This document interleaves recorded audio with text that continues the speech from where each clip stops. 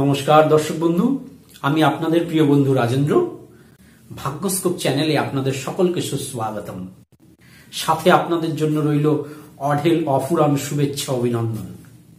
প্রতিদিনের ন্যায় আজকেও একটি নতুন বিষয়ের সাথে একটি নতুন ভিডিও আপনাদের সামনে উপস্থাপন করতে চলেছি।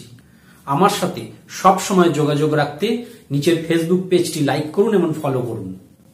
আর আমার হোয়াটসঅ্যাপ গ্রুপ জয়েন করতে আজই নিচের নাম্বারে রিকোয়েস্ট পাঠান। আসুন এবার আমরা মূল বিষয়ে এসে উপস্থিত হই।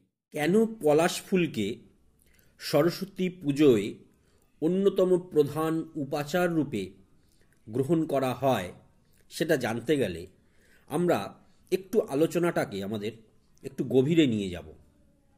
আমরা জানি এই সরস্বতী পুজো হয় মাঘ মাসে।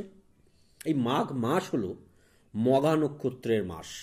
মঘা নক্ষত্রের সিম্বল আপনারা যদি কেউ দেখে থাকেন দেখবেন লাঙলের মতন, অর্থাৎ কৃষিজ ফসলের প্রতীক লেগে আছে এ মাসের গায়ে। আর খনার বচন জানাচ্ছে মাঘ মাসের বৃষ্টি সুফসলের ইঙ্গিতবাহী।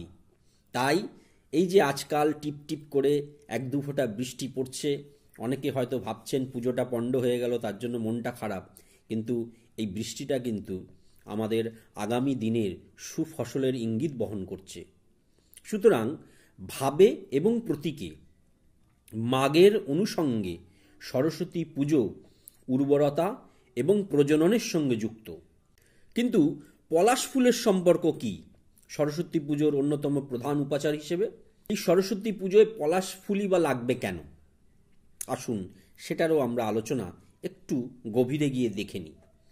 ঋতুমতী নারীরাই গর্ভধারণে সমর্থ। পলাশ হল রক্তবর্ণা। ঋতুমতীর রজদর্শনের রং তাতে। তারই প্রতীক হিসেবে শ্বেত শুভ্রা দেবী হয়ে উঠেছেন পলাশ প্রিয়া। রঙের এই সম্পর্ক যদি আপনাদের কষ্টকল্পনা মনে হয় তাহলে জানাই, পলাশ পাতা আজও বন্ধ্যাত্ব দূর করতে ব্যবহৃত হয়। বীরভূম এবং বাঁকুড়া জেলায় আদিবাসী অধ্যুষিত অঞ্চলে সন্তান লাভের জন্য আজও মেয়েরা পলাশ পাতা বেটে খান।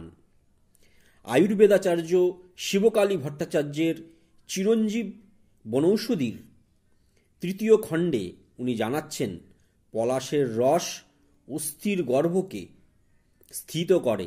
সন্তান লাভের জন্য এই পলাশের নির্যাস ব্যবহারের কথা বলা হয়েছে আরও একটি আয়ুর্বেদিক গ্রন্থ ভাব প্রকাশে। সুতরাং দর্শক বন্ধু বুঝতে পারছেন কেন এই পলাশকে সরস্বতী পুজোর সঙ্গে জুড়ে দেওয়া হয়েছে হিন্দু লোকাচারের মাধ্যমে।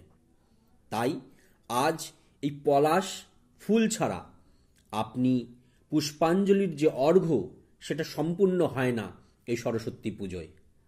ধন্যবাদ।